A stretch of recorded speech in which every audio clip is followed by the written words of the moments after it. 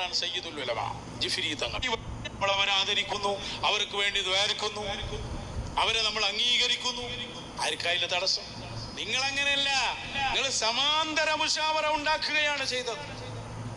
മാത്രല്ല EK ഉസ്താദിന്റെ മഹത്വം പറഞ്ഞപ്പോൾ നിങ്ങൾ പരിഹസിക്കുകയാണ് ചെയ്തത്.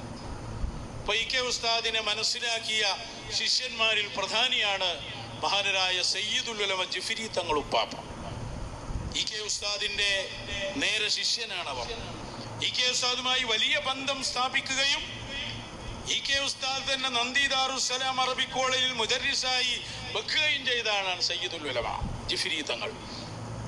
ഇവരെല്ലാരും കൂടിയാൽ ഇനിയിപ്പോ EK ഉസ്താദിൽ നിന്ന് ജിഫ്രി തങ്ങൾ സ്വായത്തമാക്കിയ ആ വിജ്ഞാനത്തിന്റെ ഒരു അരികിലേക്ക് വരാൻ പോലും ഇവിടെ എല്ലാരും കൂടിയാലും ആവില്ല. അത് EK ഉസ്താദിന്റെ ഒരു പ്രത്യേക പൊരുത്താണ്. അതുകൊണ്ടാണ് EK ഉസ്താദിനെ കുറിച്ച് പ്രസംഗിക്കുമ്പോ വളരെ ശക്തമായിട്ടാണല്ലോ ജിഫ്രി തങ്ങൾ പറഞ്ഞിരുന്നത്. ബുഖാരിയൊക്കെ ദർസ് നടത്തുമ്പോ പലപ്പോഴും ബുഖാരിയിലുള്ള പല കാര്യങ്ങളും ഇമാം ബുഖാരിയോട് തന്നെ നേരിട്ട്